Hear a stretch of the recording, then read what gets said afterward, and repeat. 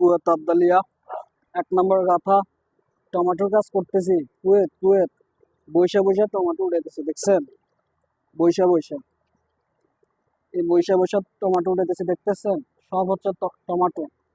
কত সুন্দর টমেটো, তাই না? আহ টমেটো চাটনি খাইতে তো সেরকম মজা হবে, তাই না? দেখছেন? মাশাআল্লাহ, সুবহানাল্লাহ, আলহামদুলিল্লাহ, আল্লাহু আকবার। অনেক সুন্দর টমেটো।